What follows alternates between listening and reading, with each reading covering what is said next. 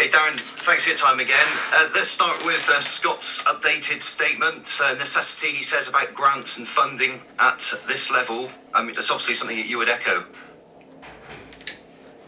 Absolutely. I mean, I'm shocked more clubs haven't gone out of business, personally.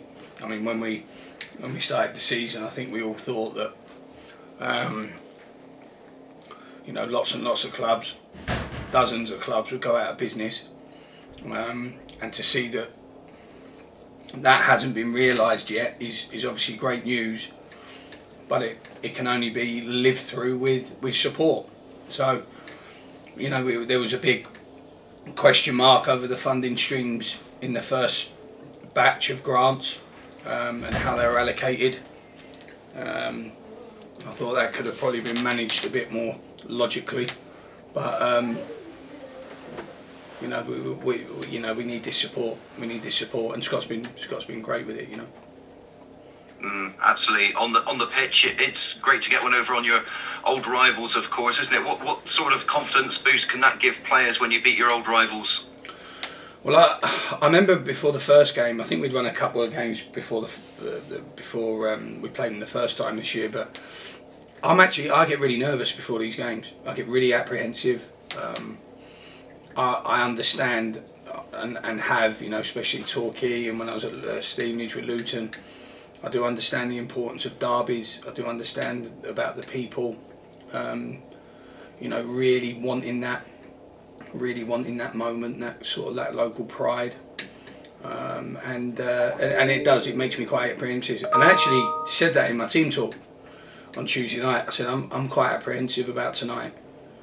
Because of the importance, and as a manager, you're always trying to make sure that that the players reflect the importance of the occasion, and I thought they did that. I mean, I thought the start of the game, first half of the first half, I thought we were wonderful, and I thought I thought our attitude throughout was absolutely top drawer. So they should say we got lots of good evidence from them from Tuesday night. Watching it back, I actually think we played better than what I first thought, and we'll be showing them and trying to reinforce those really good moments for the next couple of days leading into Saturday.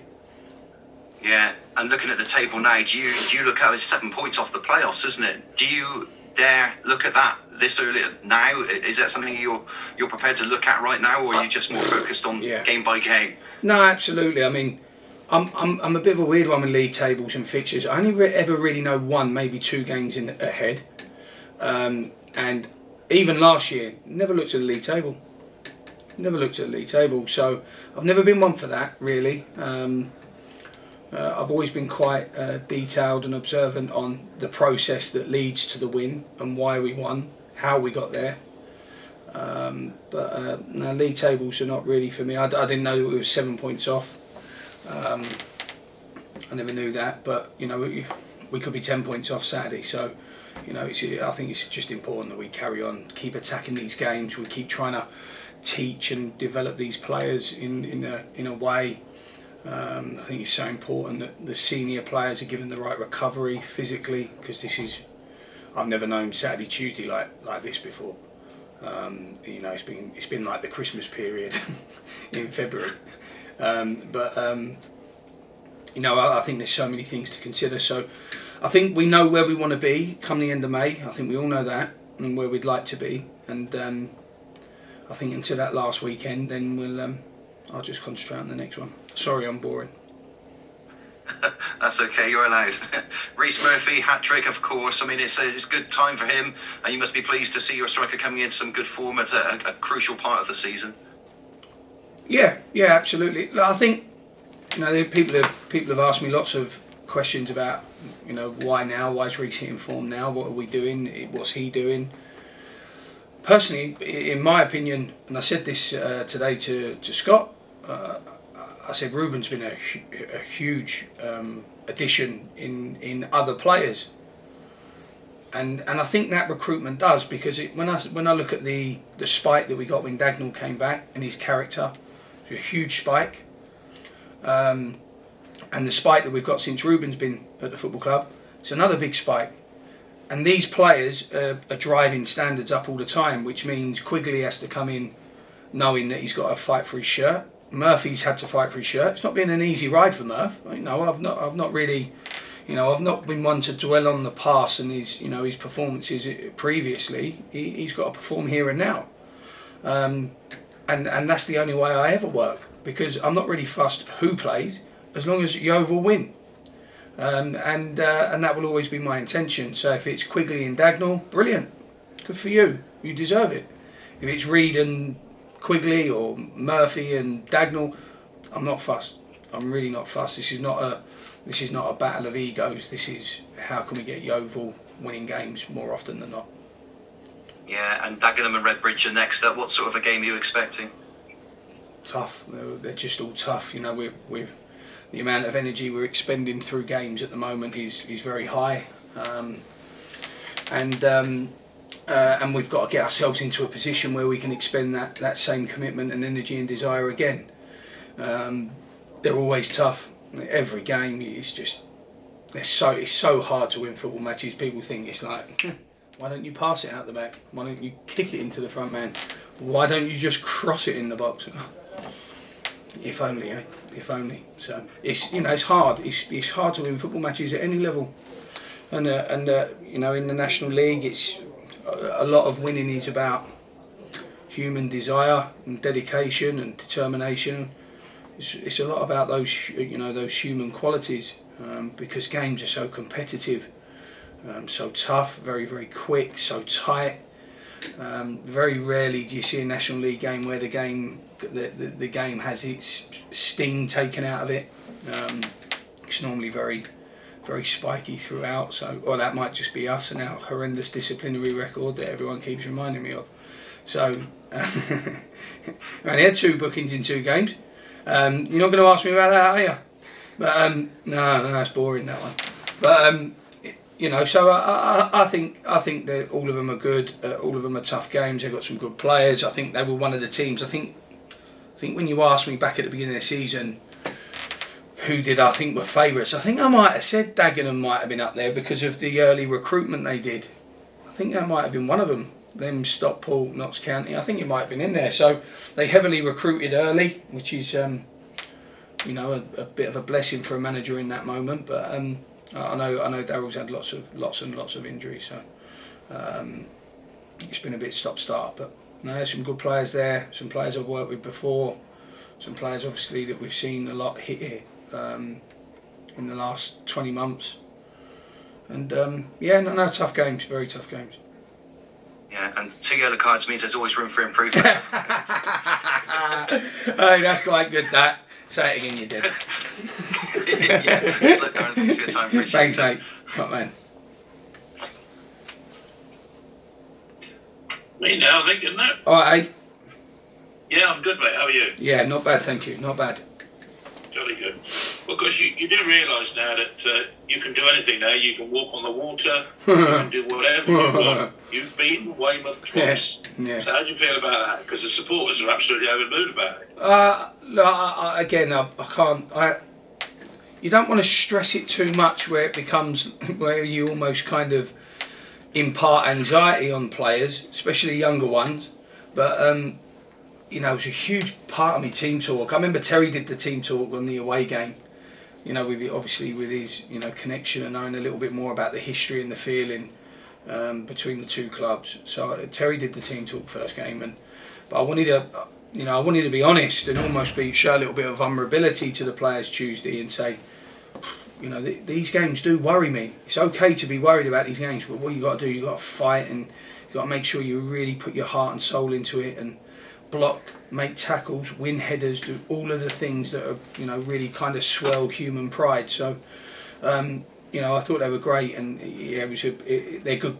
They're obviously massive games to win because of the way it makes people feel. And this is an entertainment industry, and hopefully I thought we played some good stuff. I really did, and I thought we dominated throughout. Maybe a 10-minute spell first half where we may have had a little bit of a wobble, but I thought we were very good.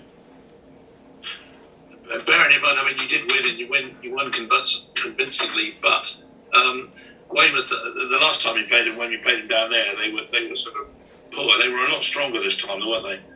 Yeah, definitely improved. Definitely improved. Recruitment again, you know.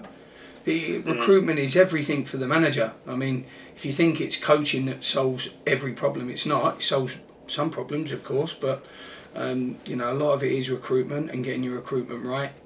And you know, they've recruited some good players. I like the centre forward from Cambridge. You know, I've always thought he was quite.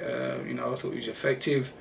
And yeah, they've picked up some decent results through recruiting having a little recruitment patch and bringing in some stronger individuals. So, you know, but there's no love lost. I'm not going to say well done Weymouth, for Christ's sake. I mean, they're our enemy, aren't they? Well, yeah, that would ruin everything if you said that. Don't say nice things to people I don't like. No, definitely not. But it must almost feel like you've got a new player in that. You know, Reece Murphy's back now, and back with a bang, and he's, as you rightly said, he's fitter now. It's just like having a new player back, isn't it? I said he came off Tuesday, and I said to him, "Imagine if you'd not messed around for the other 6 months." And, you know, we got a fantastic relationship, Reece and I. But it's no, I was pleased for him. He's worked really hard, looks really fit. We took him off because of his groin. He felt his groin, so we're just kind of investigating that a little bit deeper today. But you know, he looks so sharp. We've worked hard. We've done a lot of I call it invisible coaching. It's just a bit of a gimmicky saying, but lots of analysis work with Reece, with the timing and his direction of his runs. But he needs an athletic state to be able to carry that out, and you know, he's got himself in really, really great shape. He's had to fight for his place back in the team because of the emergence of Quigley, then the recruitment of Reed and Dagenham, and I love them four. I think they're brilliant. I mean, I thought Dagenham was absolutely smashing when he came on. I thought he was a real impact sub, as was Knowles. So you know, they did very well, very well. But you've recruited really 4 top quality strikers, and I would have thought, you know, they've got to be amongst the best group of strikers in the league. I think they are now, and I think we're saying that now because of the moment. Ruben is a little bit more obvious because he's just come out of the Football League, and we recruited him, you know, from a very momentarily successful club in League Two. Reece, we have that kind of. We always look back to last year and what he achieved last year, but he hasn't been. You know, he hasn't done that so far. He has. You know, hopefully he's coming back into it now. And Dagenham. I love him. I can't imagine my football team without Chris Dagenham. He's just the most wonderful character, wonderful pro. I love him. I don't listen. I know it sounds a little bit wussy-like, but I don't tell him enough. He's such a wonderful member of our squad. And such a brilliant character around the place. They spike standards, they spike performances, they spike improvement. And because Joe came, you know, from the team we're playing against on Saturday, where things had not gone great for him, but he's done smashing for us. But that's, you know, that's down to the coaching and Joe himself. So right here, right now, they look like a really great group of 4, but. You got to stay in form, and if you come out of form, you think there's 3 out of 4, and then 2 out of 4, and then 1 out of 4. So it's it's a good group, great lads as well, all very, very different, very different. Presumably, if he plays on Saturday, Joe's going to be looking for a goal against his old club, so that might be a little added bonus for you. I think we'll be calming Joe down before kick-off rather than trying to motivate him, that's for sure. So I know he's very eager to how do I say this very nicely, prove a point. There you go. Yeah. So how long before you think you'll have the full squad available to you? Is it getting pretty close now? Oh, yeah, we're close, but with our injury record this year, close sometimes seems 100 miles away, but we hope to have some clearance on Wilkinson Monday. We're taking him back to the consultant on Monday just for a check. If he gives the okay, then we'll get him back into training. He'll need some time. Whether he gets that time will all be down to the fitness and availability of the current team starting 11. Charlie's back in training, but Charlie understands. Jimmy Smith's been brilliant for us. Been very, very good. Shown a completely different side to him, and he only went there really by default. And Jimmy knows this. He only went there pretty much because we had no one else. I know it's probably a bit harsh to say, but he did, and he knows that. But he's taken that role on and completely flipped his characteristics from what we probably saw last year. But I really like his passing. I like the way his appreciation of the way he passes the ball into people. People forget, this is a guy who was training with Chelsea's first team when he came through as a young player. So, he's not a novice, Jim, when it comes to handling the ball or being a good footballer. So he's done really well. He's got now Charlie will be chasing him. Charlie don't like seeing him, behind me for too long. But what it does, it gives us a chance to get them a little bit fitter before we throw them back in. And we've never had that chance. We haven't had, I've got Collins, training before the game Tuesday night. Structurally, he's ready to play, but I want him to get fitter whilst we don't desperately need to throw him back in a hole. So we've got ourselves, for the first time really this season, we've got ourselves ahead of ourselves, where we can really work with these players properly to make sure that when they come back in, they don't come out again. And that has been a recurring nightmare this year. It's just putting one, just tackling one big explosion at a time when people come out with injury. So it's but it's nice, and nice. Staunton and Lawson are still obviously away, but Sanupe's training and getting himself back trying to get himself back into the group. But competition now is as good as it's ever been. I really mean that. Finally, for me, I see Forest Green are going to start wearing shirts made from old coffee beans or something, I think. So are you going to start getting some shirts made from tea bags or something just for the environment? No. No, that won't be. That won't be. Terry's just let out a little laugh in the background. I just thought I'd chuck that when you never seen it on the internet, that's all. Thanks, Darren. Top man. Good luck on Saturday. Thanks, Aid. Thanks, mate. Thanks a lot. How you doing, Darren? You okay? Yeah, good, mate. Let's talk about bookings, yeah? I think we've done enough this week. We're All good. right, yeah. See, AD played on the baton last week while I was away. Come on, what do you want to ask me? Hurry up. You stressed the importance of a stable back four, and Billy Davis looks like he's settled in pretty well. Is there any scope of extending his deal? Yeah, I think we've done that. We've done that. We won't. We don't need to. Obviously, his current month's loan is not up yet, but Billy wants to say Dave Artell was brilliant. Crew, happy with him here. Billy's really happy here. He's still not spoke to me, Bill, so I wouldn't know what he sounds like. But he's done really well. He's gone about his business like his character, very unassuming.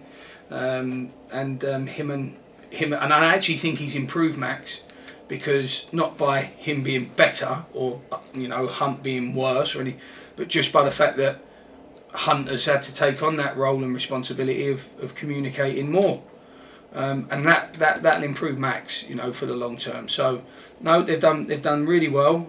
We missed him obviously on Saturday, but we only missed him because it took Albie out of his normal position. I thought Albie was very, very good at centre half, but having him back in there, he's imposing, but he always looks ready, and his defending was excellent the other night. Really, really great.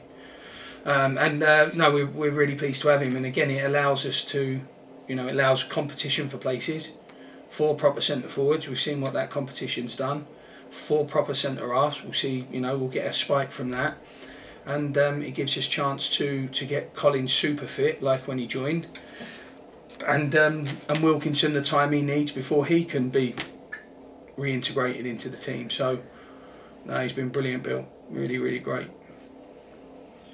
It's 3 wins from 4. I know it's a different personnel and a different style of football, but are you returning to the levels of last year?